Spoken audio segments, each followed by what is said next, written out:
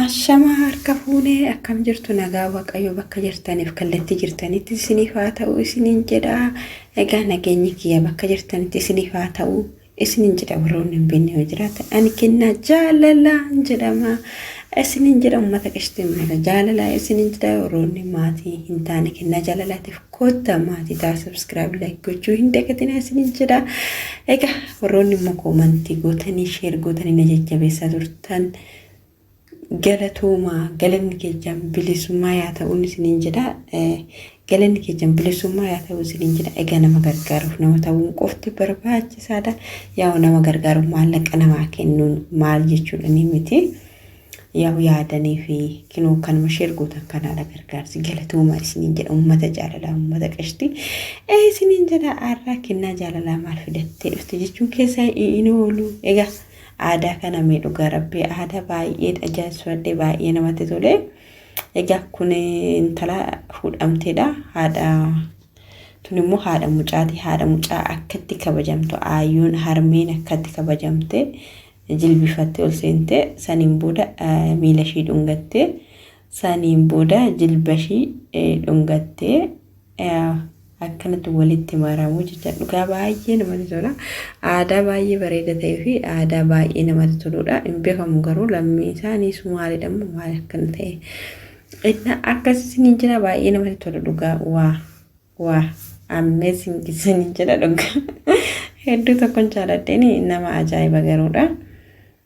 Kabaja harmeen qabdu maaliifi harmeen abbaa manaa ishii harmee ishiitti baay'ee yeroo baay'ee namoonni baay'een akkuma beekamu fakkeenya haadha mucaa akka haadha ofiifaatti ilaaluu dhiisuu danda'u. Haadha mucaa abbaa manaa keetii jecha. Innaa yeroo baay'ee amaachii fi intalti ilmi itti heerumte baay'inaan namoonni baay'ee akkasumara bakka hin laatanii fi dhugaa kun baay'ee tokko na ajaa'ibe akkuma agartanii yaa akkanatti yoo kabajje namni biraatirree jechaadha. Beezawwan namni biraatirree aadaa baay'ee bareedudha. Namni biraatirree kanarraa baay'ee fudhata. Isiniin jira dhugaa baay'ee tokko namatti tola. Ana akkatti natti tolee jira. Mee isinis komantii jalatti yaada keessan barreessaa isiniin jira maal isinitti fakkaate isinitti tole immoo isinitti hin tolle ana akka kootitti dhugaa aadaa kana baay'ee ajaa'ibsiifadhe baay'ee tokko dinqisiifadhe jechaadha. Tuni haadha mucaati. Haadha mucaa kun yaa akkuma beekamu bakka cidhaati guyyaa sargiiti guyyaa gaa'ilaati. Akkanatti haadha mucaa kabaja. Kuni baay'ee sodaa yookaan osoo hin ta'in kabaja jechaadha. Kabaja harmeen qabdu. Ati xinnaata harmeen maaliifi si wajjin cannaqamtee, si wajjin dhibamtee, si wajjin ajooltee bakka namni si ilaalletti si ilaaltee yaa arraan geeche waan ta'eef ati xiqqaata kun maaliifi harmeen abbaa manaa ishii osoo harmeen tun da'uu baatte ishiin gaa'ela kana hin argattu. Yaa abbaa manaa ishii qaalii fi kabajamaa kana ishii tanatu kenneefi jechaadha. Egaa kanaafuu kabajni harmee ishii barbaachisaa. Harmeen kamiyyuu akka harmee ofiitti ilaalanii kabajuu fi jaalachuu iddoo guddaa qabaachuu baay'ee namatti tola nama barbaachisa. Akkuma agartan miila ishii dhungattee dura ishiin jilbifattee deemtee kina walitti maramanii isiniin jedha. Haati mucaatirree baay'ee tokko gammaddee gammachuudha. Akkatti agartanii shillimaata akkatti shallamamte birree akkatti shallaman waa namatti tolti dhugaa rabbi. Kabajamtuudha mucayyoo safuu fi aadaa beektu. Haadha gurbaa haadha abbaa manaa ishii akkanatti deemtee dubbisti jechaadha jilbifatte. Waa baga guyyaa kana waaqayyo siin ga'e siin jechuu barbaada. Dhugaa rabbi namatti tola. Baay'ee tokko namatti tola. Wanni man dinqisiifadhee viidiyoo kana irratti waraabuu barbaade.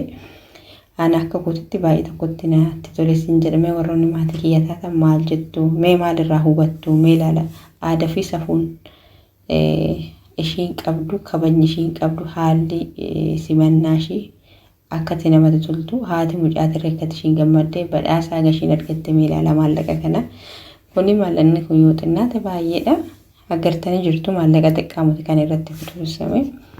Kan shallamamte jechaadha. Shallamamuun waan xiqqaamuti kanatti shallamamanii kanaayyuu nama waasan seeraan fi yookaan dinqii wanta hojjetame wanta nama halluu gootedha kan shallamamte malee akkanatti shallamamne inni akkas sinin jedha baay'ee tokko namatti tolti sinin jedha akkuma agartanii waa baay'ee dinqisiifadhe dhugaa rabbi akkuma agartan kan namatti tolti dhugaa Anna kan keenya reedu akkana ta'e bezawee aadaa yeroo durii jechaadha.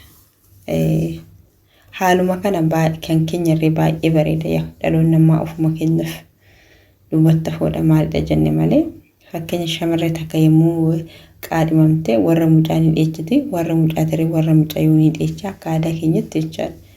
Akka duriititti jechaadha. Amma kan ammaa garuu ibin obboleewwan hin dubbisu kan ammaa gini silkiidha wal barwaante lakkoofsa walii qaboote wal dubbisu. Kan durii garuu waan akkana hin jiru dhugaa rabbi baay'ee tokko namatti tola aadaan durii ana oduu aadaa deebi'u keessa kamtu haa deebi'u jedhanii aadaa fuudhaaf heeruma. Hedduu kan maatii keenya hedduu tokkoon jaaladha hedduu tokkoon dinqisiifadha maaliif jettu sababni isaa namni tokko yommuu wal jaalate shamarree takka yoo kadhatte jechaadha.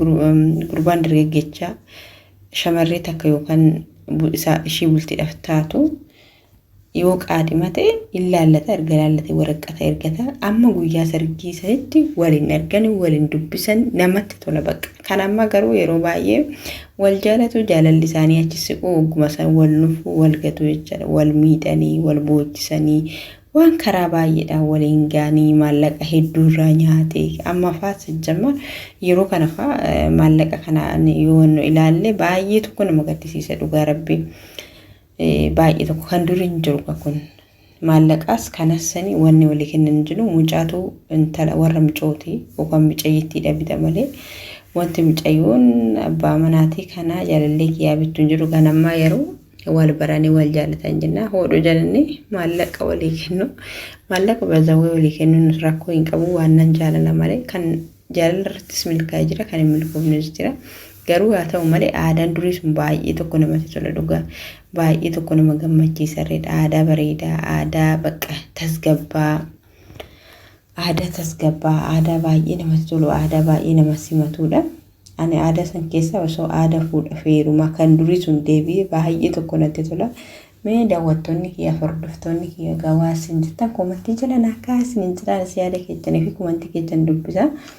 Isiniin jedhaan akka gootitti viidiyoon kun baay'ee tokko natti toleetan asumaan daawwattoota kiyya maaf sheeriin goone jedhee dhufe aanumichaan dinqisiifadhe gatii tokko hin qabu waan ta'eef isinis immoo komantii jalatti yaada keessan kennuu dandeessu akkuma agartan namatti tolu dhugaa rabbi akkuma aadaan keenya baay'ee bareedadha garuu ofumaa balleechaa jirra amma dhaloonni amma maaliif